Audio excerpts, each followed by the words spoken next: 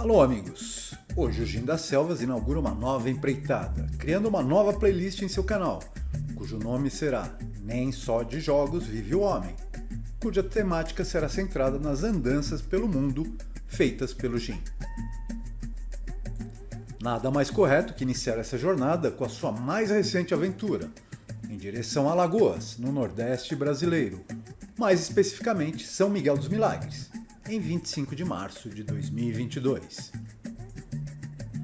O Gin e sua amiga, amante e companheira partem de São Paulo com destino a Alagoas, pequeno estado do Nordeste brasileiro, a cerca de 2.000 km de distância, em um voo sem problemas de 2 horas e 40.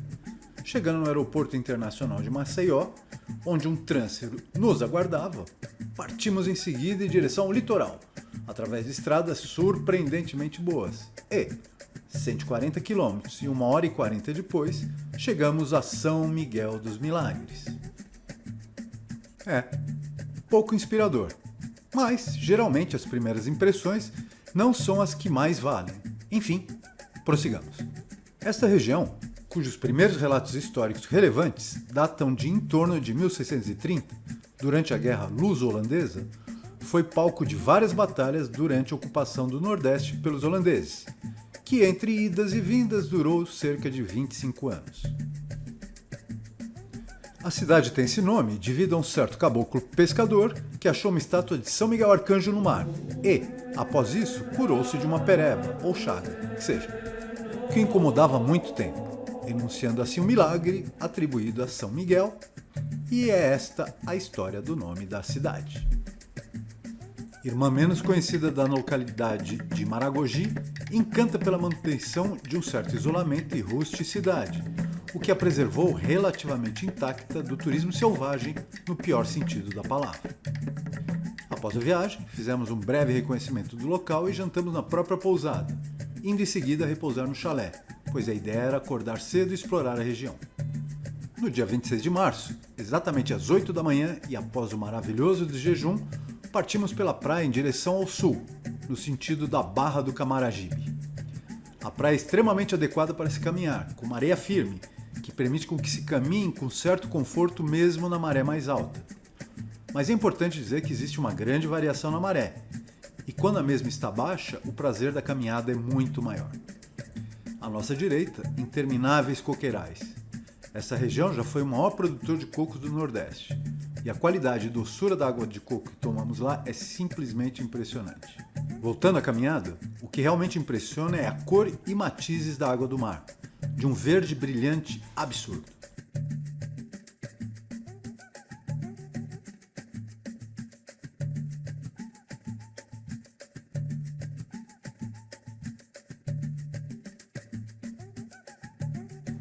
A primeira praia após a Praia do Patacho é a Praia de Lages, onde o cenário é muito parecido, porém já algo habitada, com algumas barraquinhas de praia e vários pontos de ancoradouro de jangadas.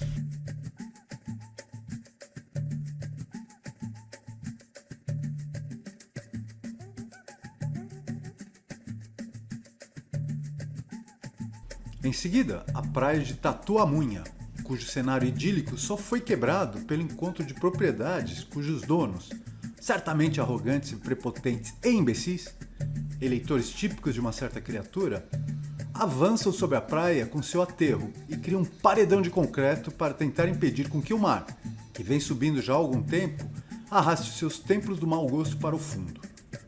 Acho que é só uma questão de tempo, mas como é que pode, não? Bem, após caminharmos cerca de 7,5 km, chegamos à barra de um rio chamado Tabatinga, onde paramos para tomar uma água de coco e nos refrescar. Aparentemente, na maré baixa, é possível atravessar este rio com tranquilidade, o que não foi o caso, e o Gin passou um certo perrengue na parte mais funda da travessia, mas valeu a aventura.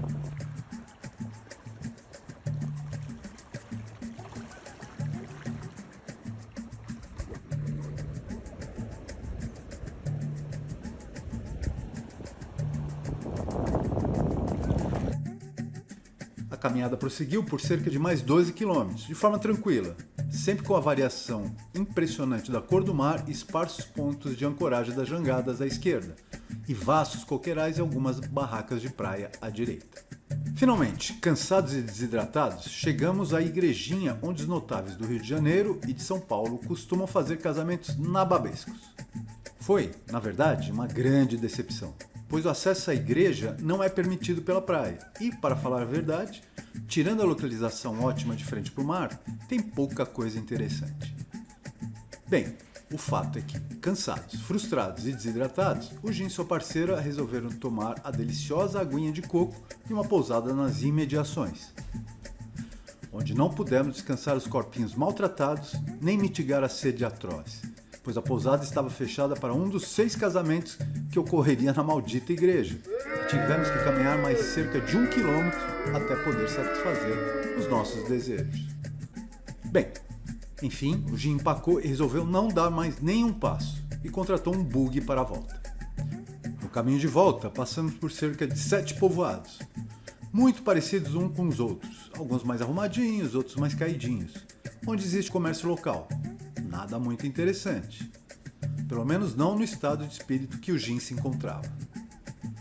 Como ainda era relativamente cedo, cerca de 15 horas, passamos para a área de lazer da pousada, com acomodações fantásticas e uma piscina com a água na temperatura exata para dar vontade de não sair mais, onde ao som do mar e músicas agradabilíssimas bebemos um belo Pinot Grigio e aproveitamos do frescor e delícia dos petiscos dos frutos do mar da região. Foi um belo dia.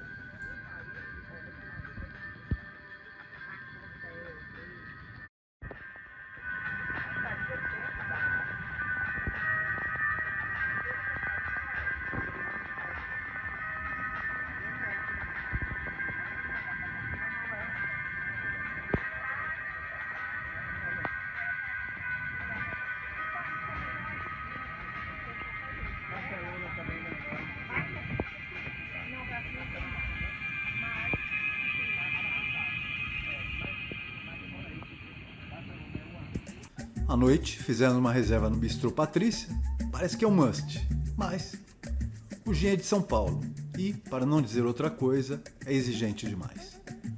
27 de março de 2022. Virgem Santa, que a água era tanta no meu sertão.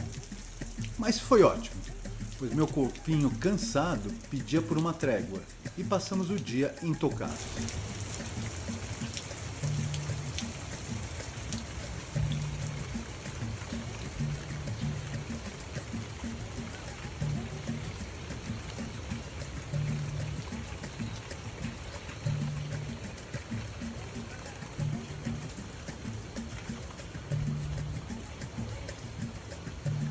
Dia 28 de março, nova caminhada, agora em direção ao norte, em direção à foz do rio Manguaba. Peixe pequeno perto da caminhada do dia 25. E 3,5 quilômetros e 1 hora depois, chegamos na foz do rio, de onde as balsas atravessam os carros que vão em direção a Maragogi. Volta na maré mais alta, não tão confortável, e piscina, piscina, piscina.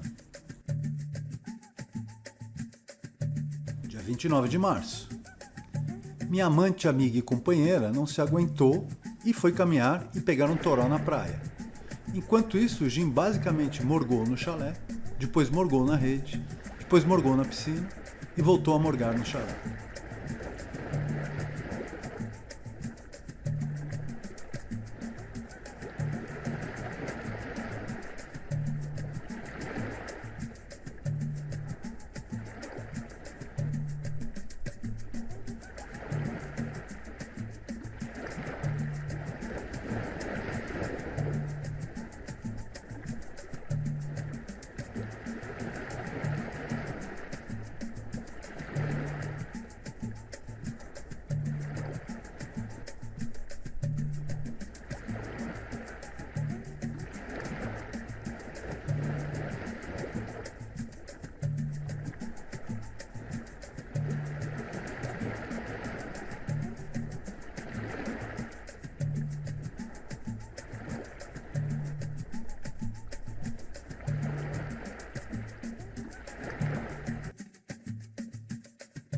(30 de março). Belo café da manhã e fomos correndo para a praia.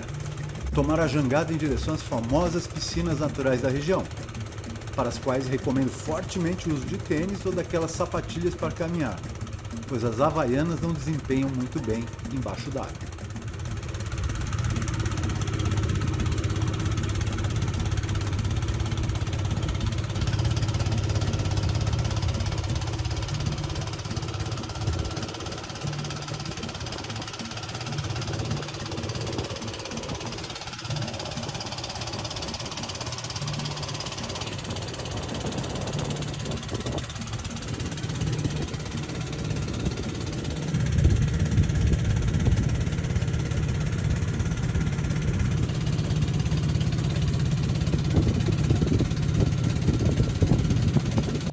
Mas o fato é que chegamos em uma bela piscina, com águas cristalinas e areia branquíssima no fundo.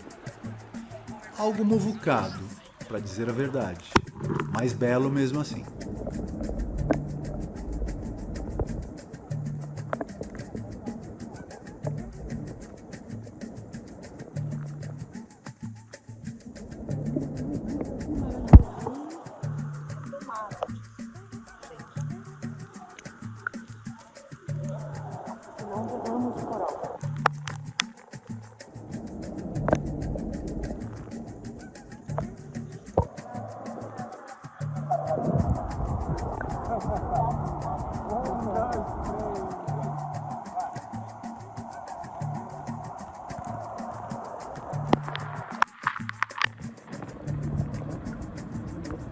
Em seguida, ancoramos em um ponto de águas claras mais profundas, onde o Jim desempenhou com suas habilidades acrobáticas.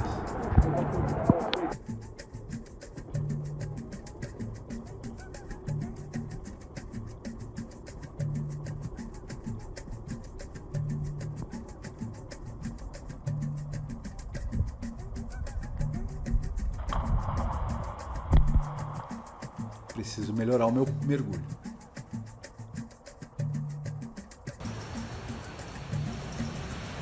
Fim do passeio umas 10h30 da manhã e adivinhe, morgue na piscina.